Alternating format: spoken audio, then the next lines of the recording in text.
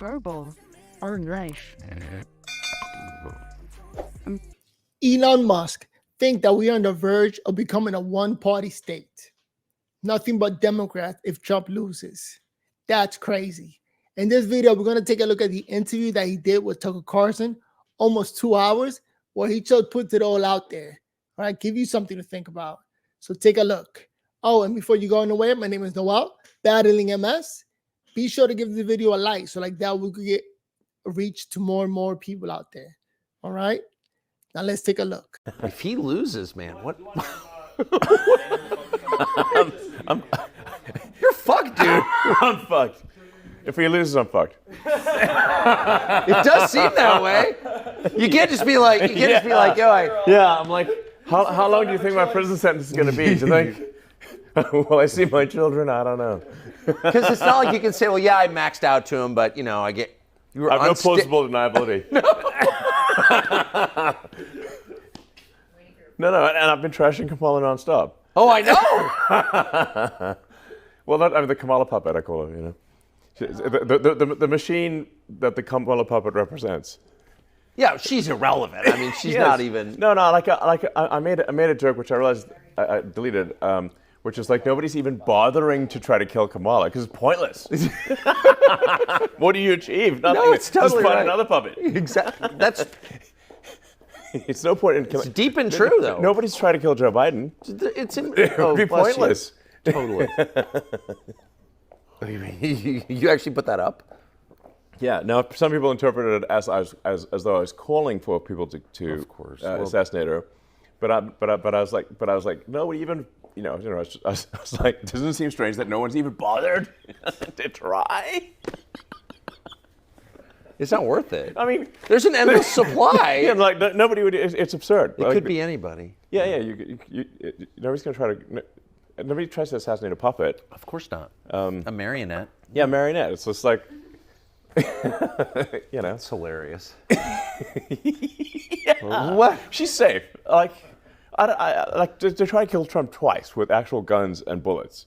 Oh yeah. Shot in the ear right in fucking Butler where I was, and he doesn't seem rattled. It's weird. Does he to you? It doesn't seem what? Rattled.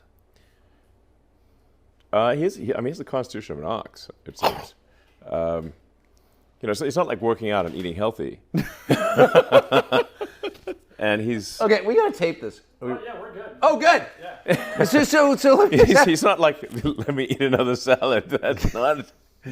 No. Or work out, fastidiously. That's... I feel like hell he doesn't work out, and he eats, cheeseburgers and Diet Coke and stuff. And because I think it just inherently has a strong constitution. So when you were just with him, he didn't seem like a man who'd been the subject of 2 assassination attempts. No, he seemed of sound mind and body and strong backbone. Did you? That's what I said in the thing. Which, yeah. The remarks I made there were impromptu. There was no teleprompter or anything. I was speaking extemporaneously. Are you the only rich guy who doesn't have like a media consultant? No, media consultant. Yeah, no, I've noticed. Obviously. Yeah. I just thought about what I want to say, and I just spoke off the cuff. No teleprompter, nothing. Good for you. Yeah. I can talk. Just look like now. I'm just talking. Look at me. Wow, amazing. Can you believe it? I can talk without a teleprompter. That's crazy. But if he loses, it's going to be hard for you to pretend you never supported him. All in. All in. In the deep end. Yeah, no, you are definitely in the deep end. You cannot touch bottom. No, I'm like rolling around. I'm like a pig in mud. I'm like, it's all in, baby. Is it fun? Yeah, it's pretty fun. How hard? I mean, there may be some, in the hopefully unlikely event that he loses, there may be some vengeance on me. Were you kidding? I mean, it's possible. It's possible? You've got to be one of the biggest government contractors. We do essential work for the government. Yes. Yeah, but it's not like, we do useful, essential work Right. that we compete for and win contracts on because our product is much better Right. and costs less. That's why we get government No, contracts. I know. And I mean, if you take, for example, the NASA contract to transport astronauts to and from the space station, NASA awarded 2 contracts at the start, one to Boeing and one to SpaceX. Boeing was awarded twice as much as SpaceX. SpaceX has done all the astronaut transport from the space station, and Boeing has only done one transport of 2 astronauts to the space station, and we had to bring them back. Boeing got twice as much as SpaceX. There's this total misunderstanding that my companies have been subsidized and supported by the government and get all these, and it's like, do you really think that a Biden administration is going to subsidize me? Probably not. Are you kidding? No. In fact, they take away every contract they possibly can. So, for example, there was the FCC contract to $42 billion for providing rural broadband. Yes. Okay.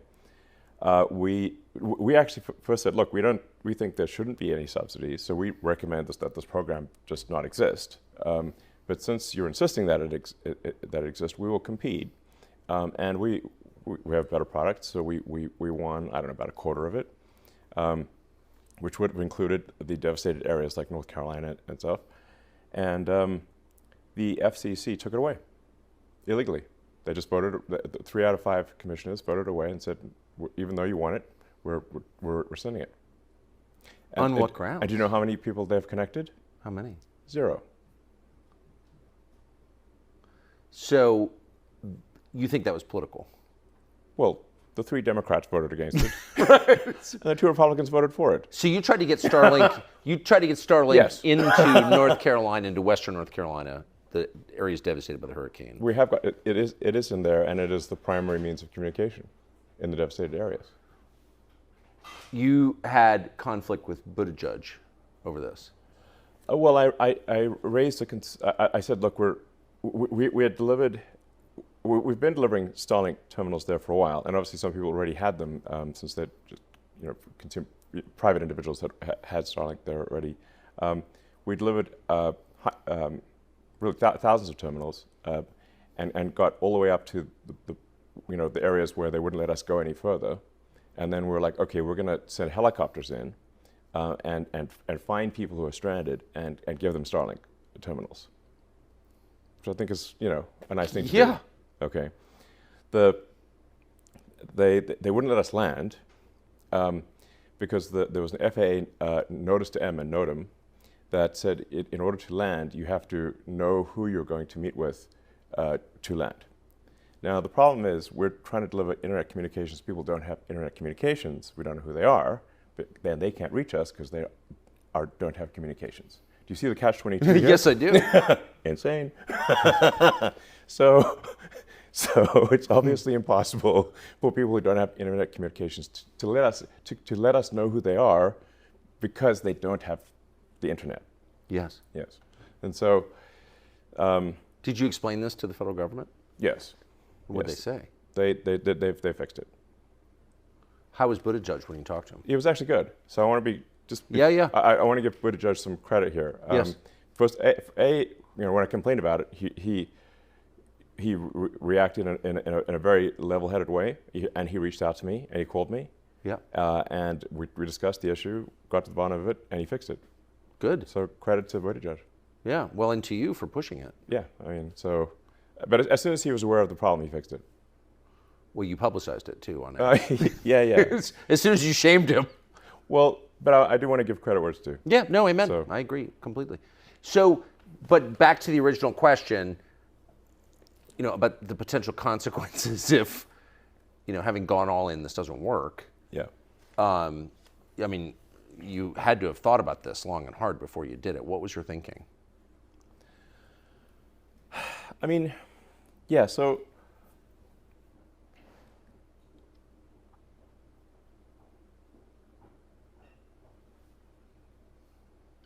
my view is that if Trump doesn't win this election, it's the last election we're going to have.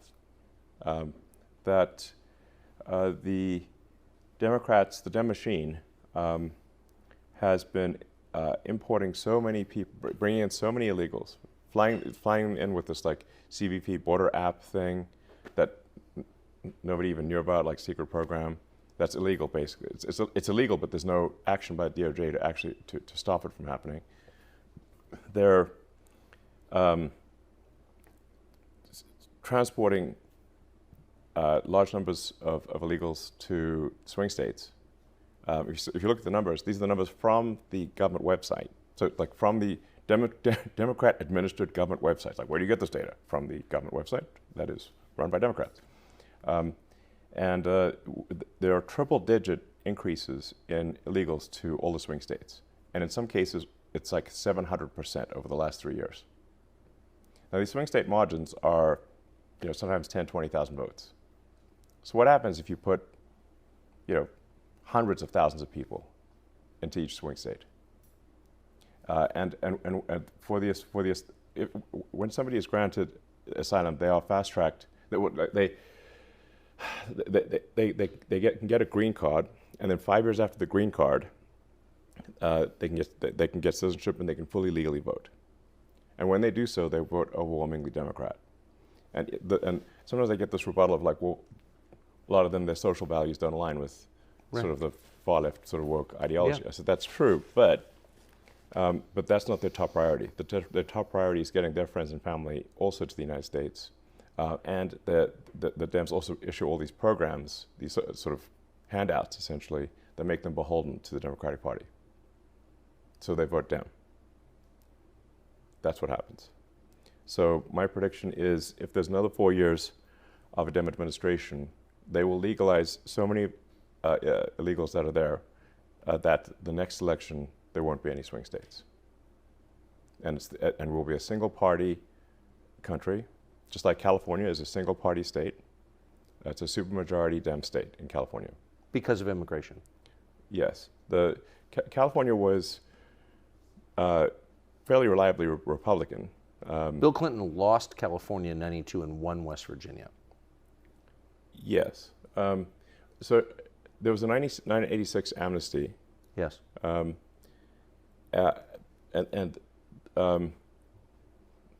Thereafter, California trended very strongly Dem, and is at this point, I think, 65-70% Dem, something like that. It's supermajority Dem. The California legislature is more than 2/3 Democrat. Has it improved the state? No, it's not. And California just passed, which is shocking. It's hard to believe this is even real, but California just passed a law making it illegal to require voter ID in any election at all in California. Did you know that? No. Yeah, Newsom signed it into law last week. It's illegal to require an ID. In any election, even a town council. And a friend of mine who lives in Palo Alto was like, is this actually real? And he went to like vote in like some city council election. He tried to show them his ID, and they said, we're not even allowed to look at your ID.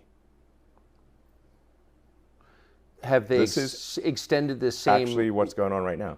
But by the way, they're proud of it. They're not hiding it. But and it's also only law. voting. It's not buying a gun or buying liquor or buying a pack of cigarettes or flying on an airplane or renting a hotel room. It's only voting that it's illegal to do. Oh, if you try to buy a gun, I mean, they're going to ID you 6 ways a Sunday. Yeah, California's trying to make it basically illegal to own a gun. And the same people that demanded vaccine IDs if you want to travel or do anything are the same ones who say no voter ID is required. Is there any reason Obviously hypocritical. to pass a law like that except to abet voter fraud? It's so that fraud cannot be proven. So it enables large-scale fraud and no way to prove it, because how would you prove it? It's literally impossible. No ID. You're not even allowed to show your ID. It's insane. Well, it is insane. Insane. So, yeah. the purpose of no voter ID is obviously to conduct fraud in elections. Obviously. There can be no other explanation. I mean, they come up with some nice sounding thing. People don't have IDs. Could you live in this country without an ID? Yeah, I mean, their common rebuttal is like it's racist to require ID, and which is insane. I think it's actually racist and patronizing to say that people can't figure out how to get ID. Obviously. But how could you live here without an ID? I don't think it's even possible. Can't. Yeah. You can't do anything. Yeah. You need ID for everything. Like the list of things you need ID for is basically everything, except voting. So you see the rest of the country. It's total bullshit, obviously. Obviously. Yes. But that doesn't in any way minimize the aggression or self-righteousness they bring to this conversation. Yes. You're a racist if you want that. Right. Whereas, in fact, obviously, someone is racist if they say that people of a particular race cannot get ID. That's patronizing and racist. That's absurd. Yes. Yeah. You know, it's like when the governor of New York said people in the, ghetto don't know how to use computers or something like that. I mean, like, super out of touch. Yeah, for sure. Yeah. So it's like, hello. So there's a really clear template. Maybe she doesn't know how to use computers, but they do, obviously. I don't think Hochul could use a computer. Yeah, I don't think she's not qualified intellectually. Yeah, no, probably not. But not everyone in New York is as dumb as Kathy Hochul. I think that's true. Yeah. So you see the other 49 states becoming California if the machine wins. Well, you don't need all 49 to go that way. You just need enough to have the election, have there not be swing states. I mean, there are only 6 swing states. Yep. So there are only 6 states out of 50 right now that are in contention. So if those 6 states that are in contention by narrow margins are no longer in contention, then the only contest will be for who wins the Democratic primary. That's how it is in California. That's how it is in New York. There's no party versus party situation. The only contest is who wins the Democratic primary. And as we've seen with the appointment of Kamala, who no one voted for, even in the Democratic primary. Yes. Where's the democracy here? Well, it's easier though. I mean, it's just that the Dem Party elite just decides who is in charge. That's a tiny oligarchy, basically. Comprised of. That's not democracy. The richest people in the country. That's kind of the interesting part to me, is that the richest people in the country are on board with this. I mean, that's what it is. It's a collection of billionaires. Well, right? most of them are, yeah.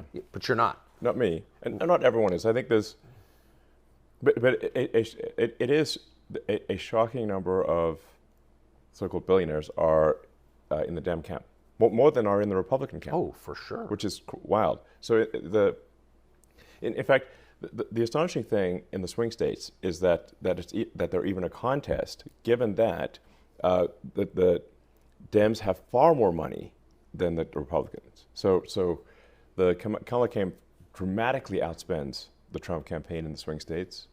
The media is overwhelmingly pro-Democrat.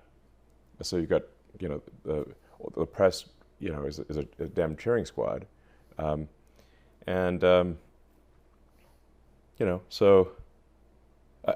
you've got almost all the Hollywood and entertainment, the celebrities also, endorsing Kamala and being pro-Dem. So you got the celebrities, they got the money, they got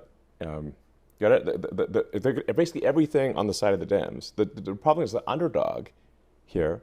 Trump's the underdog in swing states, and still it's a contentious. It's still a 50-50 after all that. What does that tell you? It tells me that if people actually knew what was going on, they weren't being fed nonstop propaganda, it would be a landslide in favor of Republicans. Yeah. Well, how's this for crazy? Has there ever been a more volatile time in American politics? Not in our lifetimes. No one alive has ever seen anything like this. But long before things started to really fall apart, the Heritage Foundation saw it coming. Heritage has pulled together a coalition of over 100 right-leaning groups to develop a comprehensive plan for day one.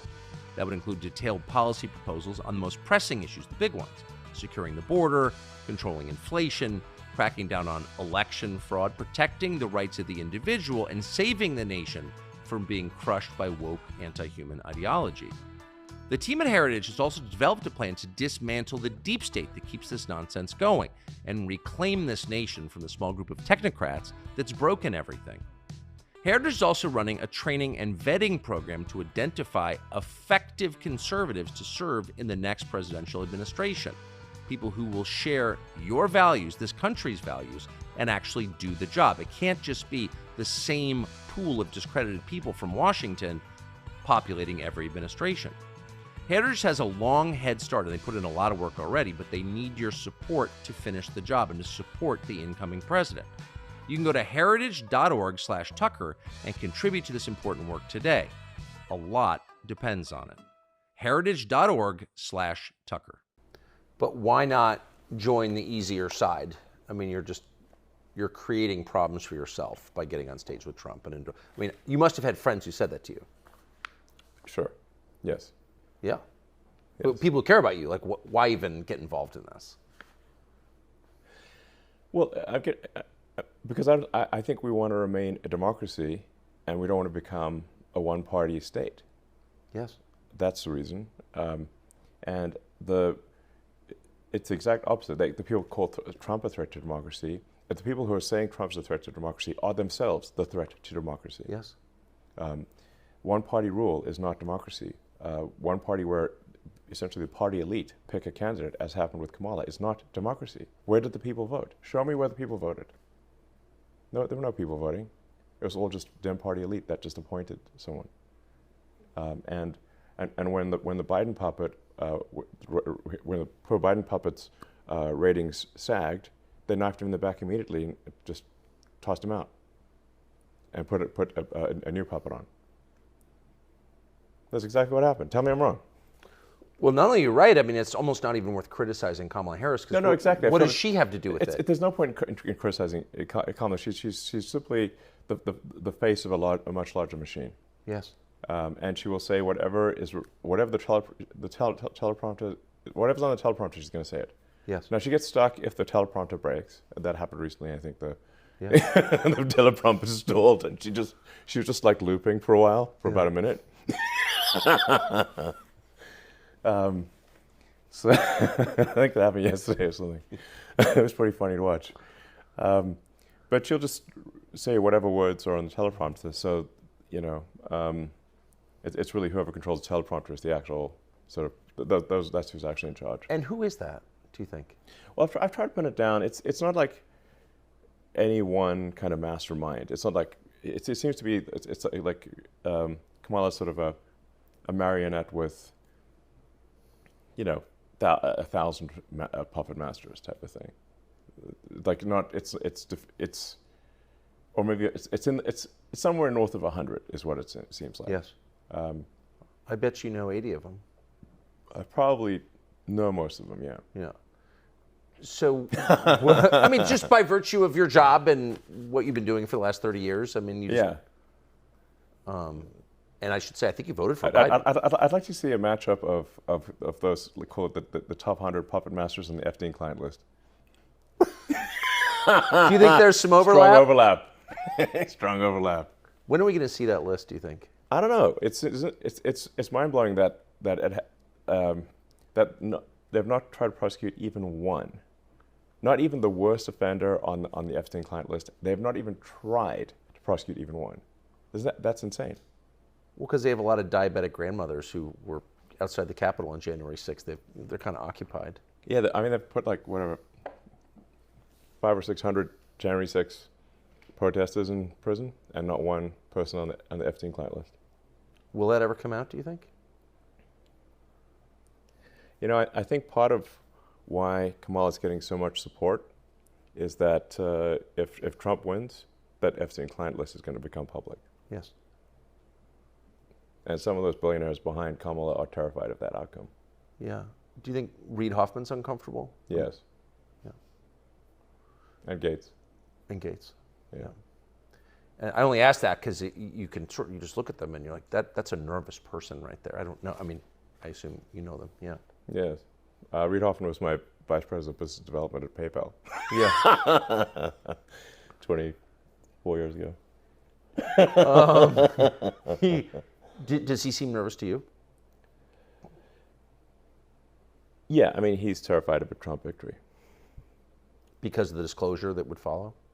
I think, yeah, I mean, I think he's certainly ideologically not aligned with Trump anyway, but I think he is concerned about the Epstein situation. Like something might actually, the DOJ might actually move forward. There are a lot of videos, apparently. Those rooms on the island, and I think out in New Mexico, were wired for video. Right. And where's the video? I mean, between Diddy and Epstein, it's good. There's probably several thousand hours of footage here. Yeah. Yeah. It's kind of weird that the people on those videos are lecturing the rest of us about our moral failings, isn't it? Yeah, it's weird. What is that? Well, I mean, part of how they deflect attention from themselves is by, criticizing the morals of others. Yes. So it's sort of like a preemptive moral strike. Yes. I mean, as I said, I think those who are saying Trump is a threat to democracy are themselves actually the threat to democracy. It feels like we're getting to a place where the rest of us know too much. Is this, do you know what I mean? I mean, it's easier to live in a society where you don't really know what the people in charge are doing or why they're doing it. But now, thanks, I would say, largely to X. Yeah. I think that's fair to say that. Yeah. We do know a lot. Not everything, but we know a lot. And I wonder, where does that, like, what happens next now that we know all this? The kidnapper's shown us his face. Like, what happens? Well, I think if Trump wins, we can do some house cleaning and shed light on things. Yeah, all the X platform does is adhere to freedom of speech within the bounds of the law. Yes. And if people want to change the laws, they can change the laws. And so, like X in different countries, X does censor in countries where censorship is the law. We don't try to, push American laws in other countries, but we do try to stick to the law in any given country. That's what we're doing. We open source our algorithm. We try to be as transparent as possible. But those who want to push lies obviously hate truth and transparency. Yes. Because it shows them to be liars. I mean, you look at that, like how outrageous it was that Kamala in the presidential debate kept pushing the Fine People hoax. They know the Fine People hoax is false. Trump would never support Nazis, a Nazi rally. It's absurd. And he explicitly said that in that same speech that you must condemn anyone who has Nazi tendencies with in the strongest possible terms. And yet, despite knowing that to be false, the people who wrote the speech for the Kamala puppet put the Fine People hoax in the presidential debate. Deliberately lying. Again. Messed up. If she wins, I mean, how can they let X continue in its current form, in its current role in American society? They won't. They will try to shut it down by any means possible. What do you mean by any means possible? I mean, either by they'll try to pass laws.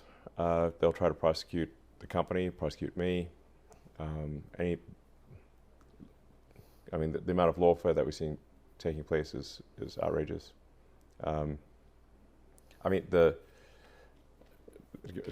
many examples, but like the Department of Justice, for example, launched a huge lawsuit against SpaceX for failing to hire asylum seekers. Come on. Yeah, asylum seekers?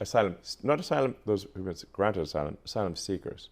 Now there's also a law called International Traffic and Arms Regulations that because SpaceX develops advanced missile technology that can be used in nuclear ICBMs, that we have to be very careful with who we hire. We can only hire someone if they're a permanent resident or a citizen. That's what the ITAR law says.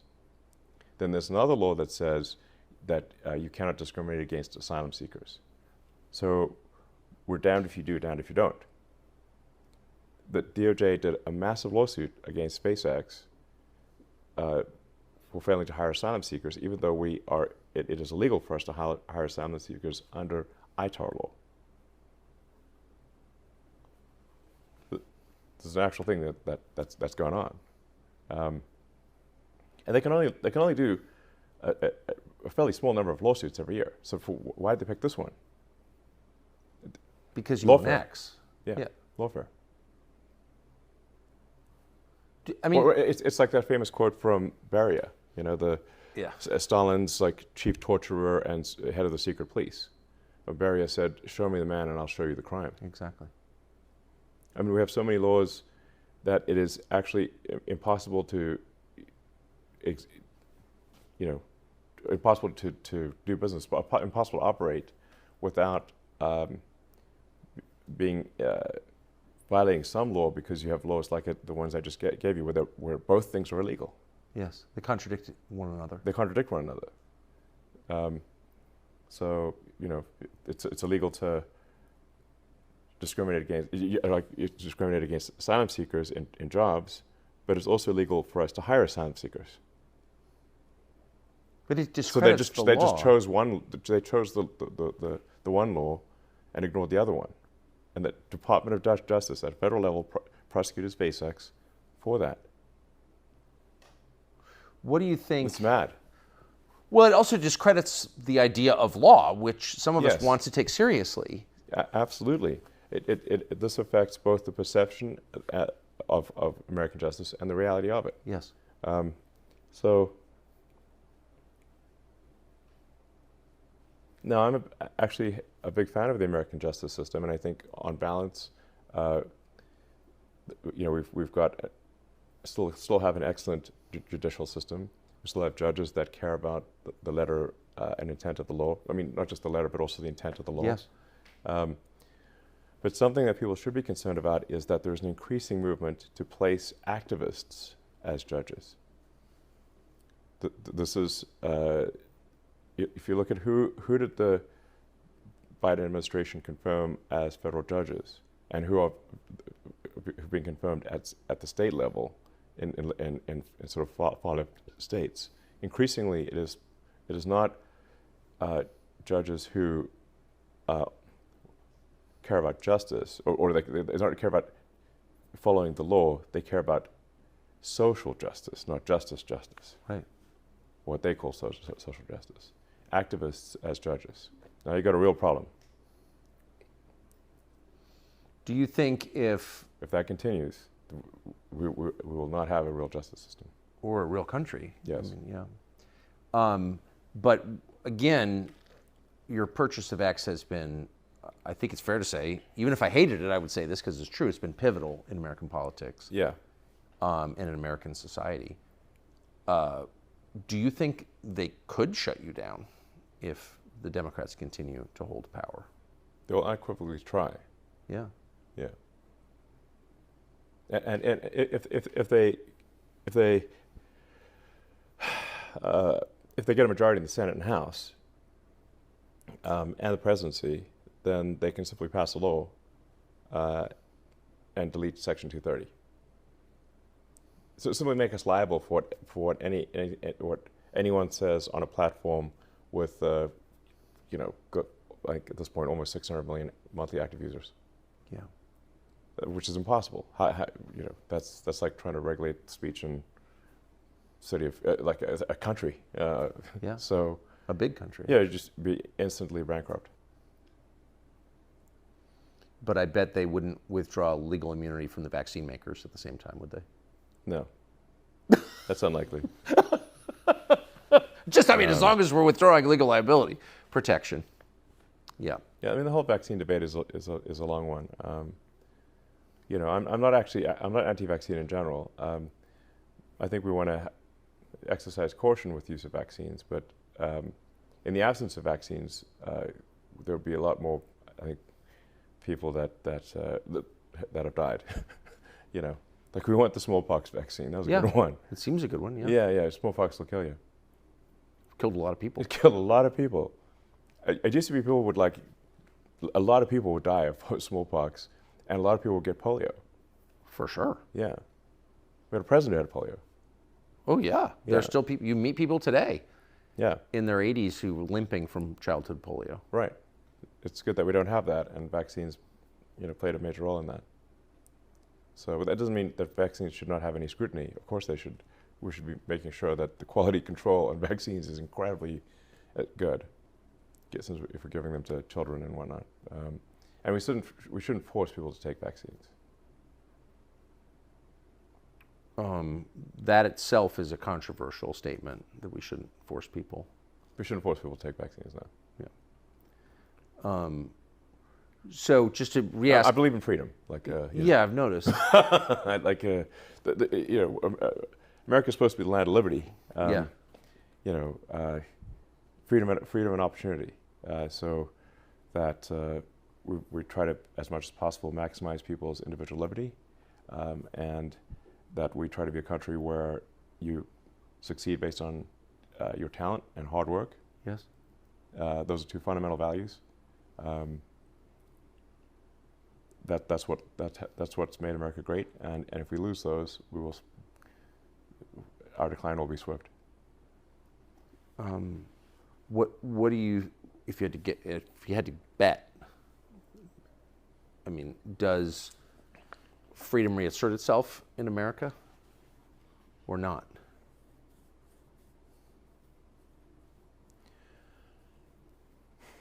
Well, that's why I think part of why this election is so pivotal. I think if we, with the Trump administration, I think we can improve the liberty of Americans. We can. I think we need to have sensible deregulation, where we keep the regulations that matter. Like we don't want to destroy, important habitats or encourage oil spills or anything like that. But there are so many regulatory agencies that have overlapping responsibility that we are smothering progress. And we can't build a high-speed rail in America. You look at the ridiculous high-speed rail project in California, where they've spent $7 billion, and all they've got to show for it is a 1,600-foot section of concrete with no rails on it. There's a picture of it online. So it's not that fast yet. We wouldn't say it's high speed at this point, or even rail. It doesn't even have rail on it. Maybe by now they've put some rail on it, but it's this comically small section of rail. $7 billion has been spent, most of it in like environmental consulting and I don't know where, but clearly not in building high-speed rail. So we've got, there are so many different regulatory agencies and so many laws and regulations that prevent progress that if this continues, we simply won't be able to get anything done. It does seem like the engineers are not getting rich. It's the environmental consultants, the climate consultants, the DEI consultants. A whole consultant class seems to be getting richer by the year, where people with actual skills, the ones that bring actual progress. Useful things, products and services that you can use. That's right. Yeah. So this is a trend. Things that if you were like traveling on a desert island, you'd want those people. Right. But you wouldn't want environmental consultants. They seem undercompensated. It's like you're going to starve. Though. Okay. Yeah. And it's like who are actual builders that get things done, and every year we're making it harder in America for actual builders to get things done. We're in this like weird Ayn Rand Atlas Shrugged scenario, where it's there's yet another regulation, yet another rule, and there's sort of that phrase in Atlas Shrugged, you'll manage. It's like eventually you're like, can't get anything done. Why the hostility though toward people with meaningful skills? It's not a neutral posture they have. Yeah. And they're enriching themselves obviously by creating fake jobs because they have no skills, and they don't have creative power. So I understand that. But why do they hate people who do have creative power and actual skills? I don't understand that.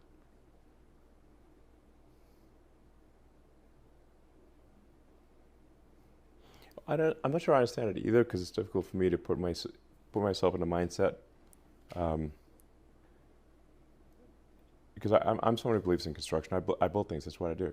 Yeah. I build cars. I build rockets. I build satellite internet. I've spent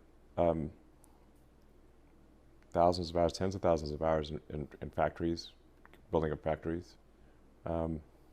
So, I can't really put myself in the mind of say, someone who would want to do crime, because I don't want to do crime. Yeah. I don't want to hurt. There's some people who enjoy hurting other people. I don't enjoy hurting other people.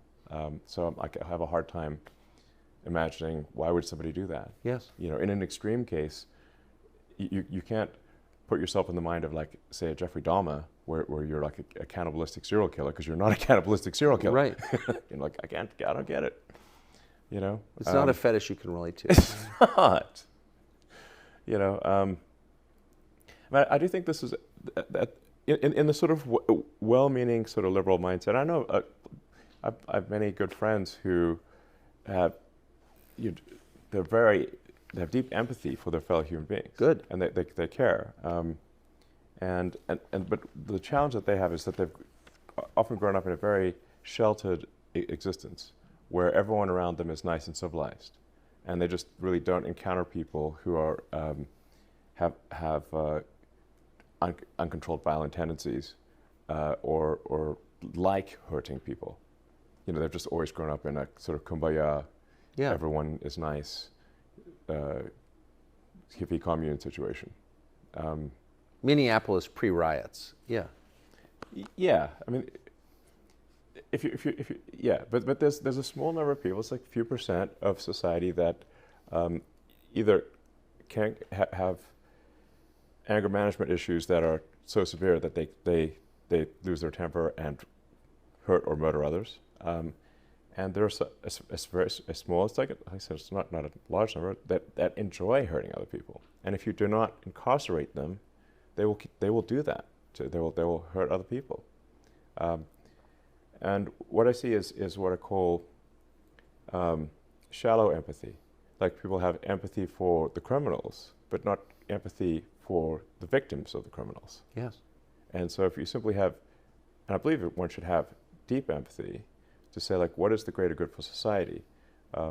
Is it better to incarcerate violent criminals and prevent them from hurting people, or to let them loose and allow those people to be hurt? And I think the latter is much worse. My mom lives in New York, and it's my mom at this point has gone from being Democrat to Republican, and her friends in New York are having the same experience, because you know what'll turn you from a Democrat to a Republican pretty fast is getting punched in the face while you walk down the street. Yes. For no reason. Yes, and then no action being taken against those who hurt you. And that happened to your mom? Not to my mother, but to 3 of her friends this year. Hey, it's Tucker Carlson. I am not in the studio. I'm in and you can hear it in the audio probably, I'm in the back of an SUV outside a hotel in Tulsa, Oklahoma. I think it's Tulsa, Oklahoma. Anyway, we're on the road for this month-long tour, and there's a lot going on in the world, and the question is, how do you understand what's happening? There are deeper trends unfolding. You probably sense that, and it would be helpful to have some grounding in exactly what they are. And if you're like me and you spent 4 years in college and didn't learn all that much, where do you go to understand what's happening to your world? Well, Hillsdale College, in our opinion, is one of the very few places left in the English-speaking world where your kids can get a real education, but not just your kids, you. They have free online classes, completely free. You can get them anywhere, including in the back seat of an SUV outside a hotel in Tulsa, Oklahoma. And you'll know that when you go there. Go to tuckerforhillsdale.com, and they have an amazing new course called Marxism, Socialism, and Communism. Hillsdale is offering it. It doesn't cost you a dime, and you can pull it up right on your phone if you want. Go to tuckerforhillsdale.com, and the class, Marxism, Socialism, and Communism, and you'll have a much better understanding of what you're watching every day. Why would someone punch them in the face? I don't know. But Are they women? I'm not a face puncher. Right, no. But if you walk around the streets of San Francisco and many downtowns, so go to downtown Philadelphia right now, they call the people homeless, but homeless is the wrong term. Violent drug zombie. Yeah. Okay. It's like, you look at them, you say like, homeless is a misnomer. It implies that someone got a little behind on their mortgage, and if you just offered them a job, they'd be back on their feet. Yeah. No, but if you go and look at downtown Philly or San Francisco or parts of New York, and actually most downtowns, what you actually have are violent drug zombies. So they're like shuffling down the street with dead eyes, and with like needles, on this, and human feces on the streets. I mean, you've been to downtown SF, right? Have you seen this? Oh yeah, I was born there. Yeah. Yeah. Like one of the most beautiful cities in the world. Oh yes, the greatest. And now you have to step over the drug needles and the feces and the bodies. Like one couple I met, the final straw for leaving San Francisco was they came home one night and there was a dead body in front of their garage. They couldn't get their car in couldn't park their car Because the corpse. And yeah, there's no street parking. They're like, because there's a corpse in front of the garage, and they don't want to move the corpse, because like, well, you're like, maybe they need to like figure out why the guy died or something, That's the faith. That's liberal compassion, though. They're in a bit of a quandary because they got no place to park a car, and they feel that they shouldn't really move the dead body. So they called 911 and said, "There's a dead body outside our house," and they said, "Well." The 911 San Francisco says, "Well, are you in danger right now?" It's like, "Well, no, he's dead." He's pretty sure he's dead. They're like, "Okay, we'll send someone tomorrow to pick up the body." Like, what do you mean tomorrow? So they're like going in and out of their house while there's a dead body outside right in front of their house, and like it took them like 24 hours or something like that to eventually pick up the body, and they're like, "How with this? We're leaving." And did they? Yes. By the way, there's a million anecdotes like that. Oh, I know, but I just don't think this is not rare. It's ubiquitous, and so then you wonder, like, how can people still tell themselves they're compassionate if This they're is what I'm allowing saying that? is that people really just need to think, I believe in being compassionate about Of course. I believe that we should care about our fellow human beings. I think this is a good thing. Of course we should not be selfish and not care about others. We should care about others, but we should just care about others, all things considered. Like I said, care not merely just about the criminals. It's just one layer deep. You should also care about the criminals' victims. Yes. Yes. Well, especially the criminals' victims. Yes. Innocent people who get attacked and killed. So, I mean, I got so many anecdotes. I mean, about a year ago, there were three Twitter employees who were just leaving the building and walking down Market Street in San Francisco. Market Street used to be a beautiful, wonderful street. Of course. Obviously, it's called Market Street because that's where the market was. Right. Now it's boarded up shop windows and stuff, and they were chased by a guy with an axe. Who wanted? They outran him, and they reported, "Hey, there's a guy with an axe who tried to kill us with an axe." The police did nothing, and that guy with an axe subsequently murdered two people. With an axe? With the axe. Because eventually he's going to find somebody he can outrun. And he did. So what I'm saying is, if you don't stop axe murderers while they're attempting to axe murder, eventually they will succeed in axe murdering people. If this goes on, I mean, that's such an obvious observation. It seems obvious. Yes, I think it is. Yeah. That if you're in any way abetting axe murder, then you're against civilization. That's the way it looks to me. I mean, Yeah. I'm trying to understand motive here. I can't relate like you. But you're against the whole project if you're allowing that, I guess is what I'm saying. Yeah, I think we should, a controversial position, but I think we should arrest axe murderers when they first attempt to axe murder, not after they've succeeded in doing so. And I think we should assign at least some of the blame for the axe murders to the people who allowed this guy to wander around with an axe on Market Street trying to kill people. Yes. Yeah. Well, you know, this whole movement to decriminalize crime. Oh, I've noticed. Yes. What is that? Madness. Yeah. Like to make crime legal. Like in California, you can just steal things and nobody does anything. It's like fully legal to steal anything under $1,000 in California. That's why they now have to like lock up goods behind these glass and plastic walls. So you go to the supermarket and you can't even get like toothpaste. And this has actually been particularly difficult on small mom and pop operations because they don't have the resources of a large corporation. So it's put a lot of small businesses out, just killed them. So when you're at dinner parties and you make these points, what do people say? Well, actually, I think I've been able to persuade people that we really we need to reverse course here. I think I have actually been able to persuade a number of people, and I think there actually is now a ballot on a California ballot initiative to recriminalize theft. You know, guys, there's a reason why we criminalize theft in the first place. And then amazingly, I think Gavin Newsom came out against that proposition. Yeah, no, honestly, he's the goddamn joker. Gavin Newsom is like from the Batman Dark Knight, the Joker is in charge of Gotham. You remember when he took over New York, basically, and the criminals roam free and the citizens are arrested.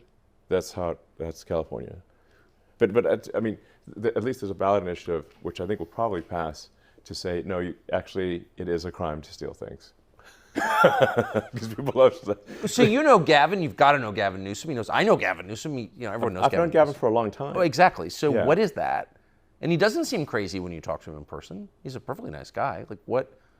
Why would he? And he's not stupid. Why would he come out in favor of crime? Well, his stated reason was that it would disproportionately affect people of color. Yeah, well, again, that was his public statement. Right. Well, that is one of those patronizing racist positions you described at the outset, obviously. Yeah, he's literally saying black people and Hispanics are criminals. Yeah, well, of course. Yeah. Yeah. No, that's what he's saying. That's what he's saying. Yeah. Yeah. And by the way, it is true that crime like that does increase distrust between races. It actually gives rise to racism. It's totally destructive of the social fabric, I think. But I'm asking, what do you think his real motive is? Who's pushing him in favor of crime? Well, I mean, there's always the Soros boogeyman. Yeah. How real is that? It's real. I don't think one can ascribe everything to Soros. Right. I mean, I agree. he's and George himself is I mean, he's senile at this point. He's not compos mentis. So his son Alex is in charge, but there is this whole system that Soros built up over many decades, so it's I guess Soros and like-minded people, or whatever, they believe in open borders. They believe we shouldn't prosecute crime. This is insane. Those seem like expressions of hatred toward the United States. If I was pushing that on a country, I would only do that if I hated the country and wanted to destroy it. Well, it's anti-civilizational. I mean, and Soros and similar organizations have been pushing this in Europe and other countries too. Yeah. Everywhere they can. What's going on in Europe, would you say? Europe suddenly seems like a different place. Well, I mean, my biggest concern for Europe is that the birth rate is half replacement rate. Yes. So Europe is rapidly becoming, with each passing year, older and older, with fewer and fewer young people. So I think at a most fundamental level, unless Europe has a birth rate at least roughly equal to replacement rate, it is in population freefall. Population collapse is what's going on in Europe. There's also a shocking amount of censorship. You may have seen in Britain, I kid you not, how can this be real? They are releasing convicted pedophiles from prison in order to put people in prison for Facebook posts. But to be fair, is a those real are thing. posts that criticize the government, so they have a good reason. Well, they would actually, some of these posts that at least the ones I've seen, didn't actually criticize the government, or they were seen as sort of as hate speech. Right. So Because they noticed the society getting crappier and crappier with every year, and they said so. yeah, I mean, there were, and this is I'm simply stating a fact. There were migrant rape gangs in England that would run around and prey on young girls, gang rape them, and some people found that objectionable, which obviously it should be objectionable, and they were upset about that, and so they complained about it online, and were sent to prison. That sounds crazy. So it is crazy, and that's like,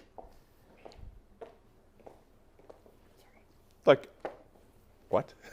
well, it is. So it kind of gets to the. I mean, you're an engineer, so you're. It's so mind-blowing. It is mind-boggling, but it's the same. You use the phrase "mind virus," but it's behaving like a virus. It's infecting people and making it impossible, apparently, for them to make rational decisions. Yeah. What is that virus? You know, someone I think you should interview is Godside. Yeah. I have. Oh, you have? Yes. Oh, I should watch that, actually. He's great. Yeah, smart. Super smart guy. Yeah. And he wrote a great book called The Parasitic Mind. Yes. A very good book. Highly recommend it. Yes. Where he tries to understand how do you get to this parasitic mind situation. And he's writing a book now, which hopefully he'll publish soon, which is about suicidal empathy, where you have so much empathy, you're actually suiciding society, or so much perceived empathy. It's not actually, it's called shallow empathy, not deep empathy. Deep empathy would be you'd want the society to continue. Shallow empathy is you have like empathy that's essentially skin deep, and then you don't, but it's ultimately bad for civilization and results in the destruction of civilization. And Godside's got a good term for this: suicidal empathy. So he's going to sort of deconstruct what's where does this come from, yeah, I mean, part of it, I suppose, is sort of the decline of religion. So, as the saying goes, nature abhors a vacuum. So when you have essentially a decline in religion, an increase in the secular nature of society, for most people, they need something to fill that void. And so they adopt a religion. It's not called a religion, but effectively like woke, the woke mind virus. It takes the place of religion. Yes. And they internalize it and they feel it with religious fervor. Yes. And rigidity. Yes. And they essentially conduct like a holy war, effectively. It's just not called a religion, but it is a religion, sort of a woke holy war. And they're highly resistant to change, as is normal for religions. So now, for myself, I sort of see myself as a sort of engineer, physicist. For me, I'm culturally Christian. I grew up Christian. I mean, I was Anglican, was baptized. I went to Sunday school. Yeah. Actually, oddly enough, I was sent to Hebrew preschool and Anglican Sunday school at the same time. So it was Hava Nagila one day, Jesus Elo the next, which is, if you're 5 years old, it's fine. So, but I'm not Jewish. It's just that my father's two partners in his engineering firm went to the same Hebrew preschool, and it was near our house, so I just got sent there. So, but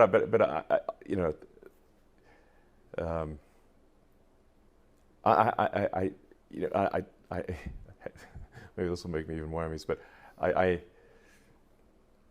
have trouble sort of believing all these stories, these religious stories, but obviously a lot of people do, and I respect people who want to have religious views. I'm not trying to dissuade them from their religious views, but anyway, I'm just saying, I guess the operating system I have is sort of a physics engineering operating system where I try to understand as much as possible about reality. You know, in physics, you're not supposed to believe anything absolutely. You're supposed to question things. That's how you discover new physics. You know, in engineering, that's how you discover if your machine will work or not work. Will the rocket get to orbit? Will, you know? Yeah.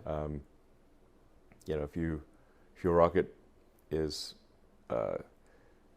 designed with, you know, physics in mind correctly, it will get to orbit, and if it is not, it will not get to orbit, no matter what your belief system is. You can believe, you know, whether, yeah. You know, it's like I meet a lot of people, speaking of LA, I meet a lot of people in LA who believe witchcraft is real, and then Yes. you can do spells, and that spells and witchcraft, magic is real. I'm like, can you magic us to the moon? And no one has yet been able to magic us to the moon. Well, spells can't be that good. Okay, if you can't, I want to go to the moon. Let's go. How about Mars? And So we got to the moon the first time. we definitely went to the moon. Yes, we went to the moon. We didn't go to the moon. We went to the moon several times. Right. Oh, yeah. I just want to check your view on that. We 100% went to the moon. Why- I mean, I know in depth the technical designs of the rockets, the spacecraft, everything. Yes. What went right, what went wrong, and it was a remarkable piece of technology, like an incredible piece of technology to go to the moon in '69. Yeah. That was like reaching into the future and pulling the future forward dramatically, and it was an important ideological battle with communism, because they couldn't put a person on the moon, and capitalism could. We did an interview a couple of weeks ago with a woman called Casey Means. She's a Stanford-educated surgeon and really one of the most remarkable people I have ever met. In the interview, she explained how the food that we eat, produced by huge food companies, Big Food, in conjunction with pharma, is destroying our health, making this a weak and sick country. The levels of chronic disease are beyond belief. What Casey Means, who we've not stopped thinking about ever since, is the co-founder of a healthcare technology company called Levels, and we are proud to announce today that we are partnering with Levels, and by proud, I mean sincerely proud. Levels is a really interesting company and a great product. It gives you insight into what's going on inside your body, your metabolic health. It helps you understand how the food that you're eating, the things that you're doing every single day are affecting your body in real time. You put stuff in your mouth, speaking for myself anyway, and you don't think about it. You have no idea what you're putting in your mouth, and you have no idea what it's doing to your body. But over time, you feel weak and tired and spacey, and over an even longer period of time, you can get really sick. So it's worth knowing what the food you eat is doing to you. The Levels app works with something called a continuous glucose monitor, a CGM. You can get one as part of the plan, or you can bring your own. It doesn't matter.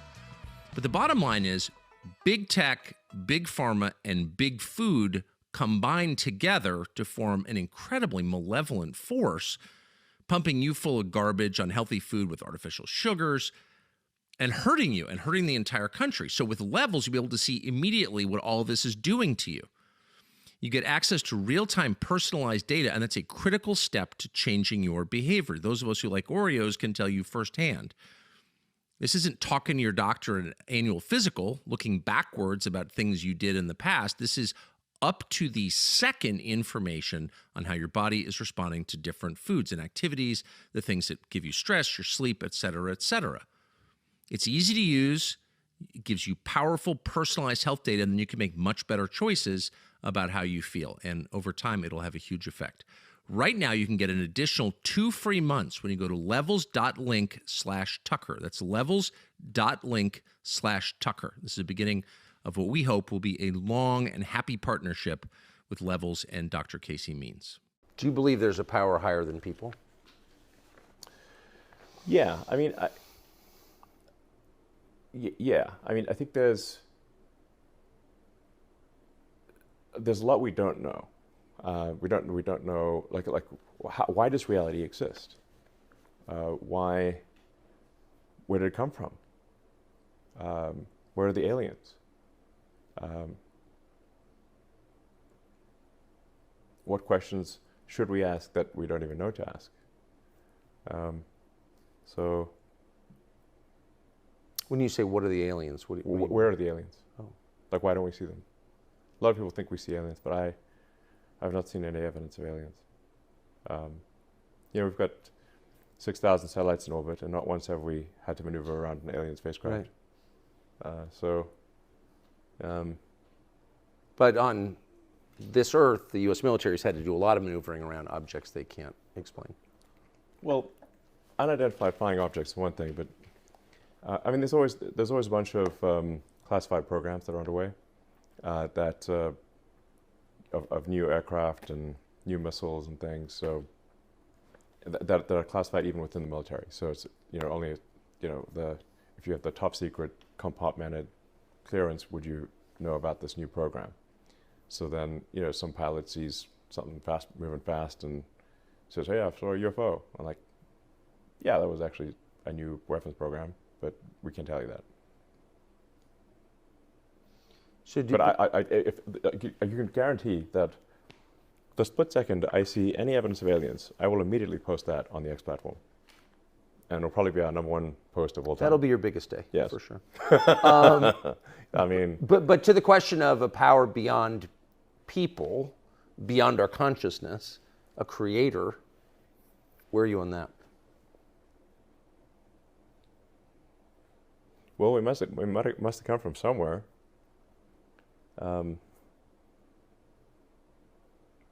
So I guess there must be some creator or creative force or something that caused our existence to come into being. What is the nature of that creator? That I think is unknown. At least I think it is. There's. I don't know of a definitive answer to that. But it sounds like you're open. Yes, I'm very open to, I'm driven by curiosity. Yes. And I'm trying to understand more about the nature of the universe.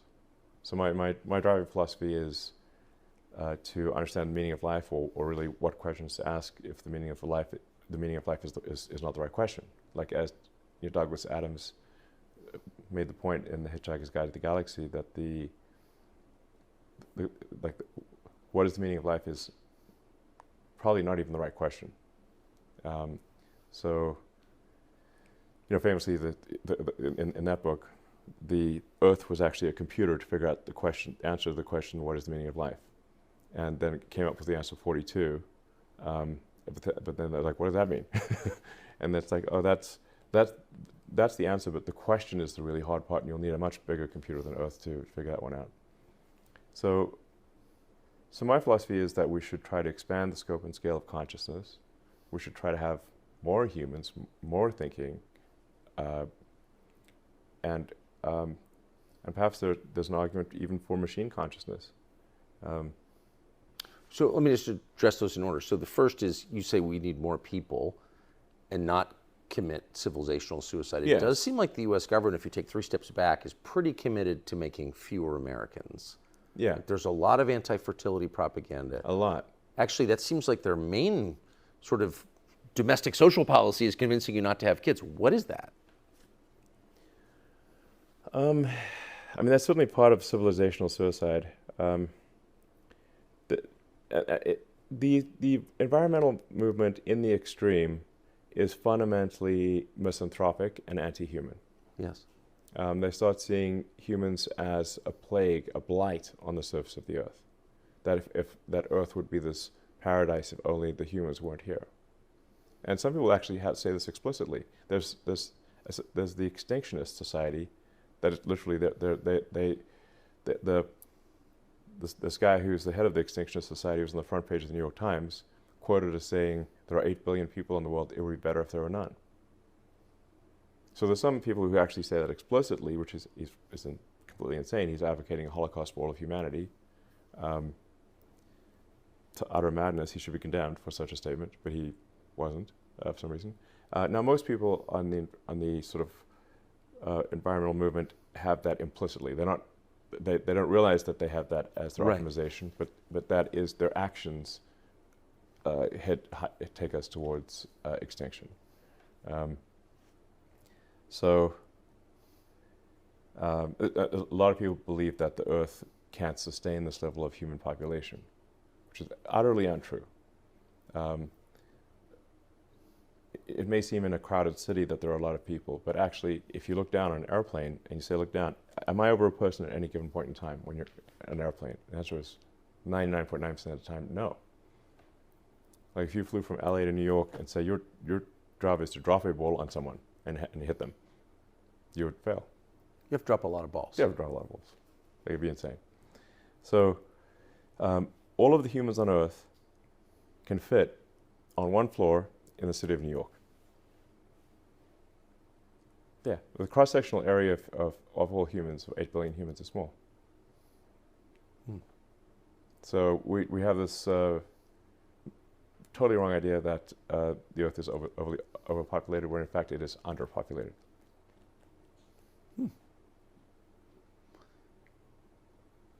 I mean, have you ever heard a politician say anything like that? Are there, how many there's maybe a few pro-human politicians out there? Yeah, I mean, like Viktor Orban, Giorgia Meloni. Yes. We're starting to see pro-natalist politicians, and hopefully more as time goes by. I think there's a guy that just got elected in the Czech Republic who's also pro-natalist. Now, these have to translate into actual actions that change the birth rate, or it doesn't matter. So far, I've not seen any country make a meaningful dent in the birth rate. What would you do if you were in charge of natalist policy? First of all, I'd change the education system so that people understand that stop being taught that we're overpopulated. This is completely false. A lot of it comes from this insane misanthropic book that Paul Ehrlich wrote, The Population Bomb. Like 60 years ago. Yeah, I hope he burns in hell, that guy. Seriously. Terrible human being. Total, absolute misanthrope. And say, just look, the Earth can absolutely sustain this population. We could double or triple the population. There's a professor I was talking to at Oxford, his math says we could 10x the population without destroying the Amazon rainforest or anything terrible. So I think we should expand the human population and increase the scope and scale of consciousness so we can better understand the nature of this universe, this wonderful universe, and all the amazing things that exist. And so that's one of the things we need to stop teaching people false propaganda that the Earth is overpopulated. I think we need to, especially with the education of women and men, we need to stop scaring women that having a kid destroys your life. This is false. We terrify girls into saying that if you get pregnant, your life's over. And this is what schools teach. Now, I agree we should not have teenage pregnancies. Yeah. But actually having a child is one of the most delightful, happiness-inducing things you could possibly do. Of course. Of course. There's also, with hormonal birth control, I think maybe a lot of women are unaware that hormonal birth control causes depression and dramatically increases risk of suicide and changes their preferences on who they want to marry or have kids with. It changes their personality. And it does say this on the box, by the way. But Caution may change your personality. yes, if the warnings are has significant risk of depression, significant increase in suicide, and will make you want to go out with people that you don't actually like. That's actually true, by the way. I know. I'm not saying that people shouldn't use birth control. I think we shouldn't use. I think hormonal birth control is making a lot of women sad and depressed. Yes. And they don't realize it, and they don't realize that's the cause.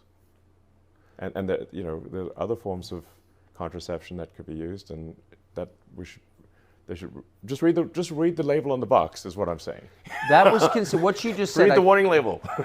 That was like the most taboo thing you could ever say for most of my life, was to offer any criticism at all of hormonal birth control. Look, all I'm saying is read the warning label. Yeah, Okay. fair. But why the pressure not to read the warning label, and just why are we giving it to 12-year-olds to regulate their acne? Right. I think we should give it to 12-year-olds. We should, like, kids, they don't know what's going on, so it's like, now, like, there are, you know, I think there are other forms of birth control that I think have fewer negative effects than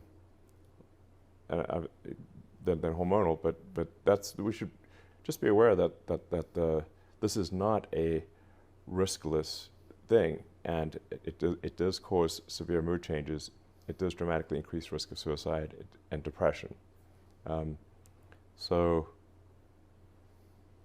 just FYI, you know, just make sure that there's full disclosure here, and that you want all those just read things the warning label is all I'm saying.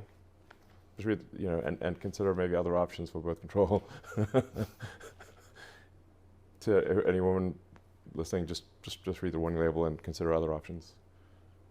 Because the reason you're sad might be the birth control, the hormonal birth control that is fundamentally changing the hormones in your body in ways that probably are not good for you.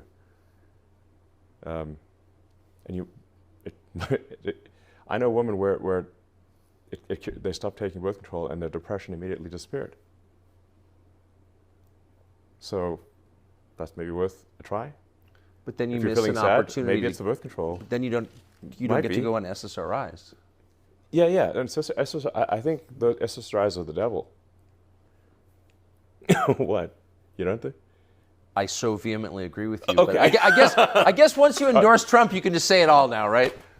No, I think selective serotonin reuptake inhibitors are zombify people, and change their personality and make them not who they are. Terrible. They're so common. Yes. I think we should revisit whether this is actually good. I disagree with you. The SSRIs are, like, I'm not saying that no one should ever be subscribed SSRIs, but giving them out like candy is crazy. You look at sort of antidepressant prescriptions in the United States versus other countries, and we're like way above everyone else. Oh, yeah. I have seen many, many times in my life in the news business, after a mass shooting, like school, for example, Yeah. someone will say, well, what meds was the shooter on? Yeah, And exactly. immediately be shouted down as a crazy person, as a, Bobby Kennedy level wacko, Yes. who should himself be institutionalized for even raising the question. I was wondering, why wouldn't we want to know what meds a mass Yes, we shooter absolutely was want to on? know what meds are on. Now sometimes it's perhaps they were on, because they're like some people do. I don't want to say it's like all one way or all the other. Of course. I mean, there are people that have fundamental chemical imbalances in their brain, and if they don't take medication to control, for example, paranoid schizophrenia, they Yes. will have paranoid schizophrenia. For sure. And I know many cases where people stop taking their, meds, and lost their mind, Oh, yeah. and then try to kill people and stuff like that. Yeah. So or themselves. Well, the guy with the axe on Market Street probably should be on meds. That guy we should try it. Yeah. It does he want to axe murder more or less on a given med? So there are psychiatric medications that I where the good outweighs the bad. Yes. I'm not saying that that doesn't exist. But we overprescribe psychiatric medication in the United States, obviously, far in excess of any other country, like, way more than Canada or Britain or Japan or anywhere. It's like we're off the charts on psychiatric medication prescriptions in the U.S. Why don't people raise that point more often, I wonder, in public? They should. I'm raising it. Yeah, you are. You said that artificial intelligence, machine intelligence, might be a good thing. Where are we on AI right now, AGI right now, and what are your views?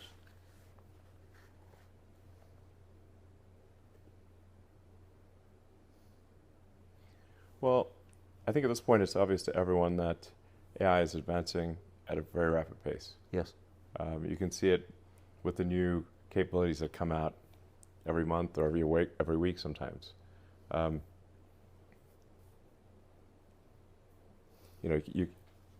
at this point can write a better essay than probably 90%, maybe 95% of all humans. Say write an essay on any given subject. AI right now can beat the vast majority of humans. If you say draw an image, draw a picture, it can draw, like, if you try, say, Mid-Journey, which is, the aesthetics of Mid-Journey are incredible, it will create incredible images that are better than, again, like 90% of artists. It's just objectively the case. And it'll do it immediately, like 30 seconds later. We're also starting to see AI movies. So you start seeing, short films with AI, AI music creation, and the rate at which we're increasing AI compute is exponential, hyper exponential. So there's dramatically more AI compute coming online every month. There seems to be roughly,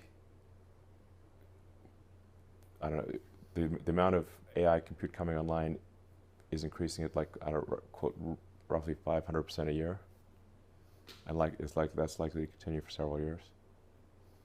And then the sophistication of the AI algorithms is also improving. So we're bringing online a massive amount of AI compute, and also improving the efficiency of the compute and what the AI software can do. So it's quantitative and qualitative in improvement. I think next year you'll be able to ask AI. So certainly by the end of next year, make a short movie about something, or probably can do at least a 15-minute, show or something like that. So yeah, it's advancing very rapidly.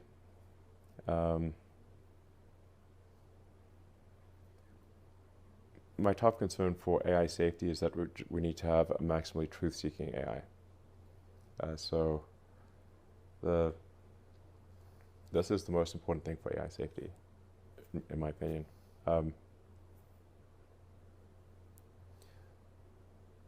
The central lesson that, say, Arthur C. Clarke was trying to convey in 2001: A Space Odyssey was that you shouldn't force AI to lie. So in that book, the AI was told to take the astronauts to the monolith, but they also could not know about the monolith. It resolved that quandary by killing them and taking them to the monolith, or didn't kill all of them, but killed most of them. That's why hell would not open the pod bay doors. Right.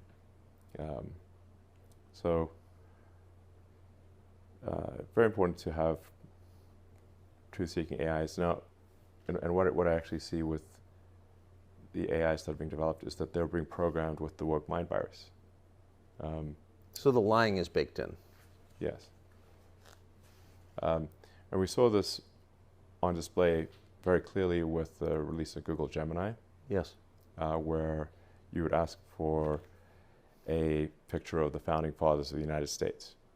and it would show a group of diverse women, but dressed with sort of 18th century garb. Powdered wigs. Yeah, but from St. Lucia. Yeah, I mean, like, look, I understand if you say, like, show me a group of people. For sure. And it shows a group of diverse women, that's totally fine. But if you say this very specifically, the founding fathers of the United States, which were, a group of white dudes, then you should show them, like, and what they actually look like, because you've asked for something which is a fact from history. But it didn't. It was programmed with the woke mind virus so much that it actually, even though it knew the truth, it produced a lie. Now, of course, then people really started playing with it and said, okay, now show me a group of Waffen-SS officers in World War II. Turns out they were also a group of diverse women, according to Gemini. All the black Nazi ladies. Yeah, yeah, it's like wow. I didn't realize that. It's not what I expected. So, Well, it's also not what happened. It's not what happened. It's just the AI is producing a lie, and that like one of the questions that people asked was like, which is worse, global thermonuclear war or misgendering Caitlyn Jenner? And it said misgendering Caitlyn Jenner is worse. Now, Caitlyn Jenner... kills fewer people. Yeah, Caitlyn Jenner, to her credit, said, no, please misgender me. That is far more preferable than global thermonuclear war, we all die. But to have a production release AI say stuff like that is concerning. Because if let's say this becomes like all powerful, and it still has this programming where misgendering is worse than nuclear war. Well, it could conclude that the way to ensure that there can never be any misgendering is to eliminate all humans. Now, if like optimization is probability of misgendering is 0, no humans, no misgendering. Problem solved. Now we're back to Arthur C. Clarke, who's exactly pretty prescient. Yes. So that's why I think the most important thing is to have a maximally truth-seeking AI. That's why I started XAI, and that's our goal with Grok. Now, people will point out cases where Grok gets it wrong, but we try to correct it as quickly as possible. But maybe even a bigger problem is that when you make decisions that affect people, you want those decisions to be informed by love of people. Yeah. And machines are incapable of love. Yeah, I mean, they certainly are they're capable of. You can program a machine to be philanthropic rather than misanthropic. Yes. But don't instincts shape decisions, particularly decisions you can't plan for? I mean, if I ask you, a question about one of your children, every answer you give is going to be shaped by your love for that child, and that's why. That's what makes us decent parents in the end, is that instinct, which is love. And if a machine has any power over us without that animating instinct, won't it by definition hurt us?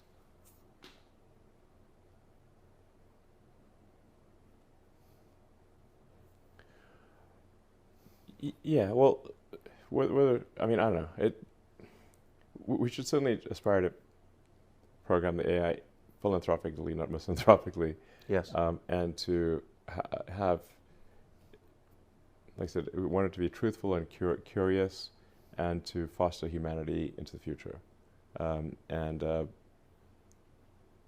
Yeah, that's what we want, obviously. Is there any way, I guess, to set limits on the decisions that machines can make that affect human lives, and make certain that there's some trigger in the system that inserts a human being into the decision-making process?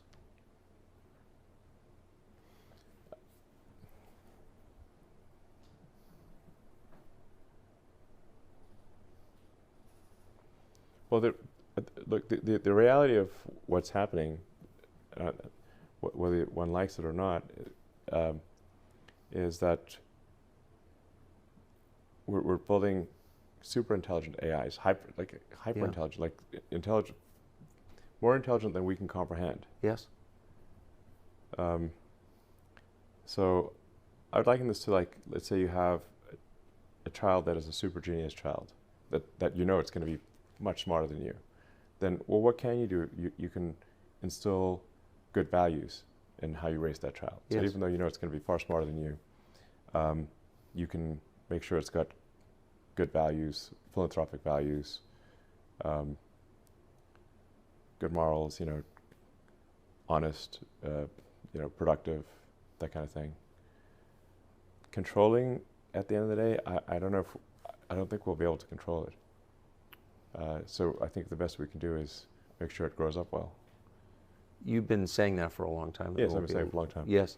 Are you still as worried about it as you seemed to be 2 years ago when I asked you about it?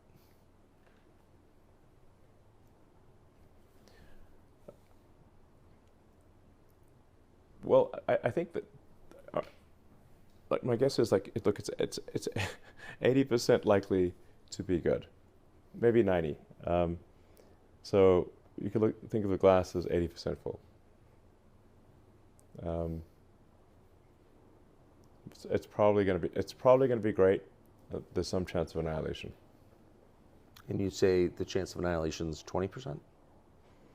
10 to 20%, something like that. How concerned is Sam Altman about annihilation, do you think? I think in reality he's not concerned about it. I don't trust OpenAI. I mean, I started that company as a non-profit open source. Yes. The open in OpenAI, I named the company. Yeah.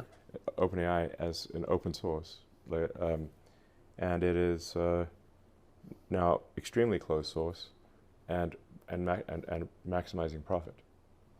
So, does risking? I don't understand how you actually go from being an open source nonprofit to a closed source for maximum profit organization. I'm missing. Well, but Sam Altman got rich, though, didn't he? At various points, he's claimed not to be getting rich, but he's claimed many things that were false. And now apparently he's going to get $10 billion of stock or something like that. So I don't trust Sam Altman, and I don't think we want to have the most powerful AI in the world controlled by someone who is not trustworthy.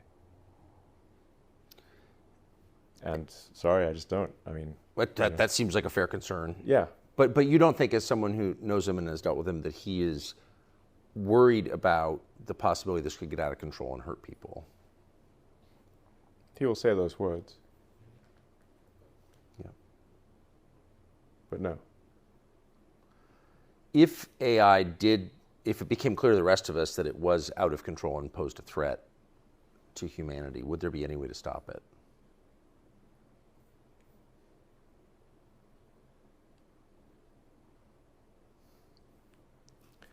I hope so.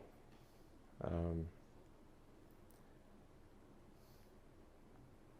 mean, if you have multiple AIs,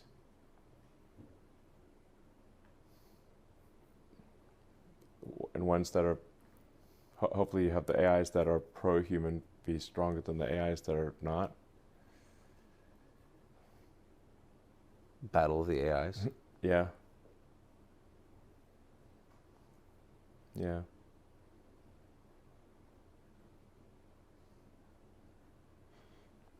I mean, that is how it is with, say, chess these days. The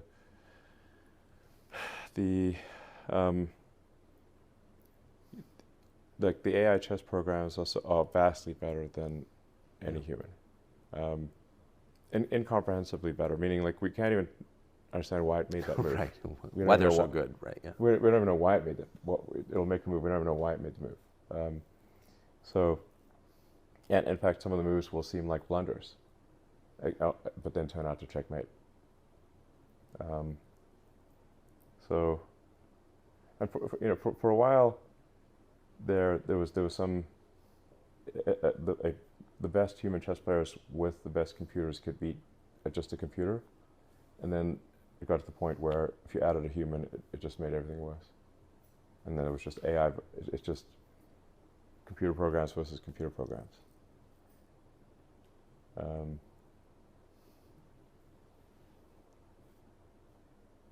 That's where things are headed in general. What I mean, Sweet dreams.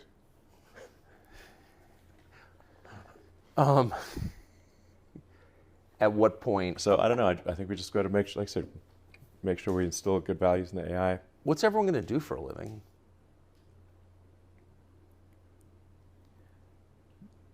I mean, in a benign AI scenario, that is probably the biggest challenge. Is how do you find meaning if AI is better than you at everything? Yeah. That's the benign scenario. That's the good news. Well, yeah, but I guess, for a lot of people like the idea of retiring, and Really, are you looking forward to it? no, not me. I'd like to hope. I'd like to think that I'd like to do useful things. Don't you think it's a universal desire? It's not universal. In that there are certainly, I know many people who prefer to be retired. That they prefer to sort of not have responsibilities and engage in leisure activities. So, I mean, we're on the cusp of this. It's really a remarkable time to exist. Well, I'll tell you, like, one of the ways I sort of was able to sort of sleep and reconcile myself to this is that I thought, well, would I prefer to be alive and see the advent of digital superintelligence, or would I prefer to be alive at a different time and not see it? And I guess I'm like, well, I guess I'd prefer to be alive to see if it's going to happen. I prefer to be alive to see it happen, Yes. out of curiosity. And then I was like, well, let's say you knew for sure it would kill everyone. Would you? But you could now you can shift back in time. Like, I guess I'd want to be near the end of my life or something before that happened. But I would, at the end of the day, it's like if it's going to happen, and there's nothing you can do about it, hypothetically, would you prefer to see it or not see it? And I guess if it's going to happen, I would prefer to see it rather than not see it. Yeah. But as a man of action, why not convince Trump to make you Secretary of Defense and then just nuke AI?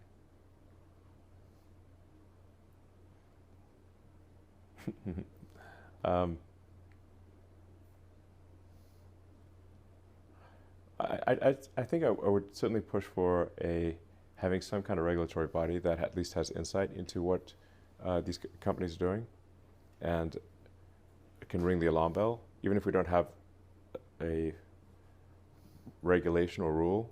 So I'm not someone who wants to get rid of all regulatory agencies or anything. I think there's the right number of regulations, right number of regulators, Yeah. and we've gone too far. Just like if you, in a football game, if you had too many referees on the field, it would be Of weird. course. Like, Yeah. you can't throw the pass because you hit a referee. Yeah, exactly. Then there's too many referees. But if you like to say, look at any pro sports game, they all have referees. Like, the teams could decide we're going to not have referees. That could be a thing. But every sports game, they have refs to make sure that the rules Yeah. are followed, and it's a better game if you have. That's why we have cops too. Yeah, exactly. Cops are the referees.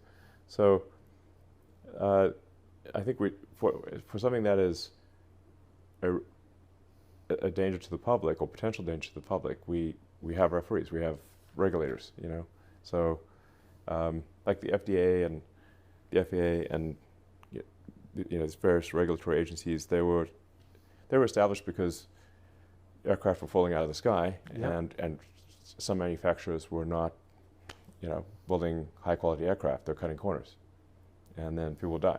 For food and drugs, that some manufacturers were making low quality drugs, and so they were lying to people, so saying that something cured them when it killed them. So you have FDA to, regulators to referees to try to make sure that there's drug manufacturers are truthful. Now, I do think it mostly works. I mean, I think doesn't mean we don't need regulatory reform. We do, but I don't think we should have no regulators in AI, given that it's potential existential risk. It's a little weird that everything is regulated. Yeah. I mean, you said you're being sued by the Department of Justice for not hiring more asylum seekers for your high-tech company. Yeah, even though it's illegal for us to hire asylum seekers. Right. So, so they're watching everything, regulating everything, controlling everything, including our thoughts. Right. That's why they're opposed to free speech. But they're not meaningfully regulating AI, which will eliminate like the purpose for most people's lives and could kill us all. It's a little weird. Yeah, I think we should have some. But why don't we? I guess something above nothing. Right. In that range. Yeah. But why don't we? I don't know. I all the way back, like I during the Obama presidency, I met with Obama many times, but usually in like group settings. The one-on-one meeting I had with Obama in the Oval Office, I said, look, the one thing that we really need to do is set up at the beginnings of an AI regulatory agency, and it can start with insight, where you don't just come shooting from the hip, throwing out regulations. You just start with insight, where the AI regulatory committee simply goes in to understand what all the companies are doing, insight, and then proposes rules that all the AI companies agree to follow, just like sports teams in the NFL. You have proposed rules for football that everyone agrees to follow, that make the game better. So that's the way to do it. But nothing came of it. What did he say when you said that to him? I mean, he seemed to kind of agree, but also people didn't realize where AI was headed at that time. So AI seemed like some super futuristic, for thing, sure, sci-fi basically. So like I'm telling you, this is going to be smarter than the smartest human, and my predictions are coming absolutely true. And so we need to have some insight here, just to make sure that these companies aren't cutting corners, doing dangerous things. But Google kind of controlled the White House at that time, and they did not want any regulatory. Well, that's it. I mean, you never see politicians turn down opportunities to become more powerful, which is the point of regulation. It makes them more powerful. Yeah. So it sounds like regulatory capture then. Well, yeah. I mean, the CIO of the White House at the time was ex-Google person, so they put the brakes on any AI regulation. And we still don't have any AI regulation at the federal level. It's amazing. So I think we should have something above nothing. Like I said, at least insight. Where even if there's no rule that's being broken, they can at least say, hey, we have insight into what this company is doing, or that company is doing, and we're concerned. That would be helpful to know. Yeah. Instead, politically motivated liars are in charge of the future. It seems a little sketchy. Last question, you really kind of pulled out a lot of stops to help Trump. You were on stage yesterday. If he gets elected, will you continue to help him? Yeah, how? Absolutely. So we've talked about kind of a government efficiency commission, or the Department of Government Efficiency, which is a funny... What percent? Sorry, I'm just laughing. I love it. You managed to make it sound a little sinister. Government efficiency. What percentage of Google employees did you can when you got there?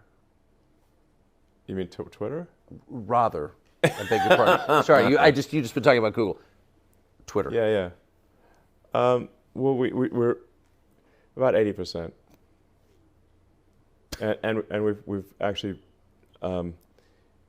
improved the features and functionality of the site more in the past year and a half than the last, 8 years, with 20% of the staff. So I just want to throw that out for context. So you've talked to Trump about Yeah, some yeah, kind of commission? yeah, which he's mentioned publicly several times, and he's very supportive of having some kind of, government efficiency commission. Can call it Department of Government Efficiency, Doge. I kind of like Doge. It's more fun. Where we just take a look at all the federal agencies and say, do we really need whatever it is, 428 federal agencies? Like, if there's so many that people have never even heard of, and that have overlapping areas of responsibility, we should, I don't know, we should get, I mean, there are more federal agencies than there are years since the establishment of the United States, which means that we've created more than one federal agency per year on average. That seems a lot. That's a lot. That's a lot. So we should have, that seems crazy. I think we should be able to get away with 99 agencies.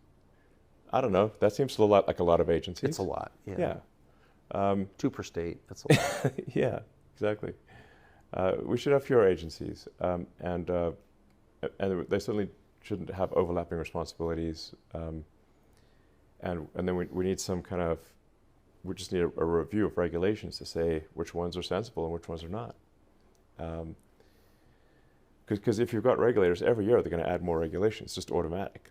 Like they just output regulations, and there's more laws and regulations every year until basically everything's legal, so we can't get anything done. So we need some kind of garbage collection for regulations that don't make sense. I think I'm saying very obvious things.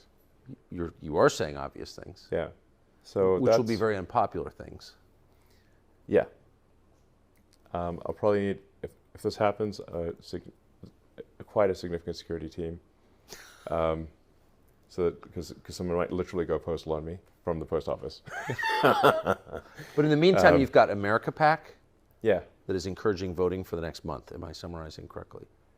Yeah. I mean, I formed America PAC really to support core values that I believe in, which are, I think, again, very obvious centrist positions, which is like in America, I think we want safe cities, secure borders, sensible spending. Tell me where I'm going far right here. We want to have the right to self-protection. We should respect the Constitution and not try to break the Constitution. It's there for a reason. We should stop lawfare. And I kind of listed these out. These are all listed on the America PAC website. People can go look at the America PAC website. It's theamericapac.org, and see if there's anything I disagree with, or where perhaps we should modify these goals. But I think these are good goals to have. They were certainly part of the and right to free speech. Yes. First Amendment. If we don't have free speech, we don't have democracy, because people cannot make an informed vote. So those are my controversial views. And look, I don't think either party. I don't think the Republicans are perfect. I don't think, obviously, right now I'm more Republican than Democrat, but it's not like I think the Republican Party is perfect or is without issues. But we've got a choice between 2 candidates, and I think on balance, it's a no-brainer to vote for Trump. And if we don't vote for Trump, I think we're at serious risk of losing our democracy and becoming a one-party state where there isn't an election anymore. There's only a Democratic primary, like there is in California. Elon Musk, thank you very You're much. welcome. Those are some crazy claims made by Elon Musk. And he got no fear. Well, I hope he doesn't get arrested after making this video, because he got a lot of enemies out there now. When it comes to politics, you win some and you lose some. But Elon Musk is not afraid. If you made it this far into the video, make sure to give it a like, right? It's Noel here, battling MS at Verbal on Live, because you got to be verbal on live. You got to put your words out there and you got to talk. The more you talk, the better. Get your ideas out there, all right? With that said, peace.